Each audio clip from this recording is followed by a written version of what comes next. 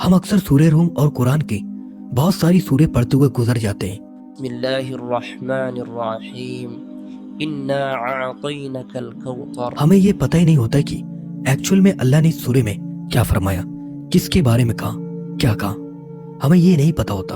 تو چلیے ہم ساتھ مل کر اس سورہ روم کے بارے میں جانتے ہیں۔ اس سورہ میں اللہ نے دنیا کی سب سے بڑی امپائر کے بارے میں فرمایا۔ الف لام میم غلبت الروم۔ ایک ٹائم تک کہ دنیا میں صرف دو بڑی امپائر تھی، رومن امپائر اور پرشین امپائر، اور ان دونوں امپائر میں بہت خطرناک جنگیں ہوا کرتی تھی۔ ایک سب سے اہم چیز اس سورہ کو شروع کرنے سے پہلے ہم جان لیتے ہیں۔ قرآن کی کسی بھی سورہ اور آیت کو اچھی طرح سمجھنے کے لیے دو چیزیں بہت ہی امپورٹنٹ رول پلے کرتی ہیں۔ نمبر 1 شان نزول، نمبر 2 سیاق و سباق۔ تو سب سے پہلے ہم یہ جان لیتے ہیں کہ یہ شان نزول کیا ہے۔ شان نزول کا مطلب یہ ہوتا ہے کہ وہ خاص واقعہ، پس منظر، بیک گراؤنڈ یا حالات ہیں جن کی وجہ سے قرآن کی کوئی سورہ یا آیت نازل ہوئی ہے۔ یعنی وہ کون سا واقعہ ہوا، کس موقع پر یہ آیت نازل ہوئی، کس سوال یا مسئلے کے جواب میں اللہ نے یہ آیت بھیجی۔ ان حالات اور واقعات کو شان نزول کہا جاتا ہے۔ سادہ لفظوں میں کہا جائے تو قرآن کی کسی آیت کے نازل ہونے کی وجہ اور اس کے پیچھے موجود واقعہ کو شان نزول کہتے ہیں۔ اب میں امید کرتا ہوں کہ اب یہ چیز کلیئر ہو گئی ہوگی کہ شان نزول کیا ہے۔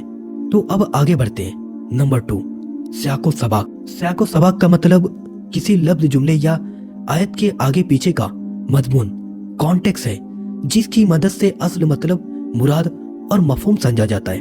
یعنی سیاق جو الفاظ یا جملے کسی عبارت سے پہلے آئے ہوں، سباق جو الفاظ یا جملے اس کے بعد آئے ہوں، ان دونوں کو ملا کر قرآن یا کسی بھی عبارت کی صحیح تشریح کرنا یعنی سمجھنا آسان ہوتا ہے۔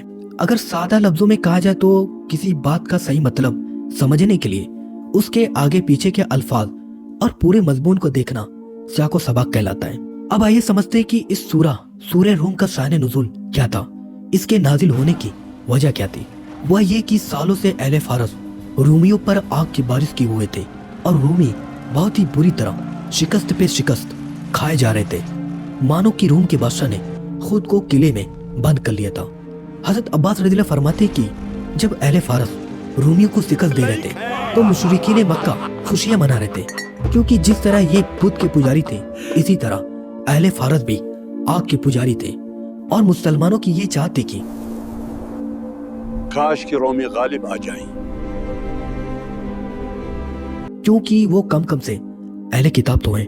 تبھی پھر یہ ہوتا ہے کہ عرب کے ایک علاقے کے قریب رومیوں اور پارسیوں کا ایک اور مقابلہ ہوتا ہے، اور پھر سے فارسی غالب آ جاتے ہیں، جس کے بعد مشرکین مکہ پھر سے خوشیاں منانے لگتے ہیں، اور ایک بار پھر مسلمان ناخوش ہو جاتے ہیں، اور مشرکین مکہ مسلمانوں کو یہ طعنہ دینے لگتے ہیں کہ دیکھو اس طرح فارسی رومیوں پر غالب آ گئے، اسی طرح ہم بھی تم پر غالب آئیں گے، اور اگر لڑائی ہوئی تو ہم بھی تمہیں بتلائیں گے کہ تم بھی انہی رومیوں کی طرح ہمارے ہاتھوں شکست کھاؤ گے۔ یہ کہنا تھا کہ اس پر اللہ نے یہ آیت نازل کر دی، فی ادنی الارض وہم من بعد غلبہم سیغلبون۔ ادنا اردو میں قریب کے معنی میں استعمال ہوتا ہے، ارض کے معنی زمین ہوتا ہے۔ فی ادنی الارض قریب کی زمین، یعنی اس سے اشارہ شام اور فلسطین کی سرزمین ہے۔ وہم من بعد غلبہم یعنی ان کے ہارنے کے بعد بھی سیغلبون وہ پھر سے غالب آئیں گے، یعنی جیتیں گے۔ اب یہ قرآن کا ایک میریکل تھا۔ یہاں قرآن نے ٹائم کو بھی لیمیٹڈ کر دیا۔ آگے کی آیت کو دیکھتے ہیں، وَفِي بِضْعِ سِنِينَ لِلَّهِ الْأَمْرُ مِنْ قَبْلُ وَمِنْ بَعْدُ۔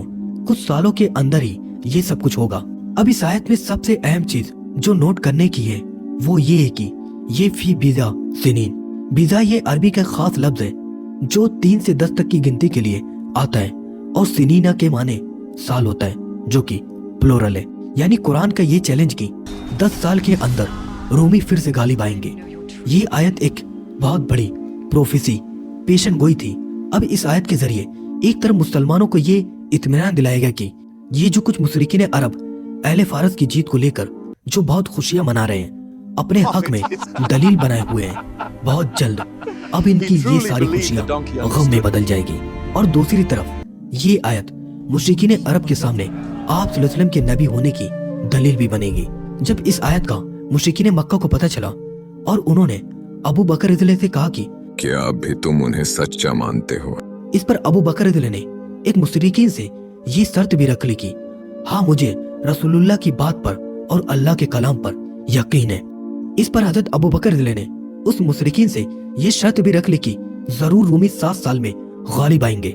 जब इस शर्त का आप सल्लल्लाहु अलैहि वसल्लम को पता चला तो आप सल्लल्लाहु अलैहि वसल्लम फरमाया, अबू बकर तुमने ऐसा क्यों किया? जिस पर हजरत अबू बकर रज़ियल्लाहु अन्हु ने कहा कि अल्लाह और उसके रसूल की सच्चाई पर भरोसा करते हुए। इस पर आप सल्लल्लाहु अलैहि वसल्लम ने फरमाया कि जाओ मुद्दत को बढ़ाकर 10 साल कर दो और अगर शर्त का माल भी बढ़ाना पड़े तो बढ़ा दो। हजरत अबू बकर रज़ियल्लाहु अन्हु जाकर ऐसा ही करते हैं और मुद्दत को 10 साल कर देते हैं।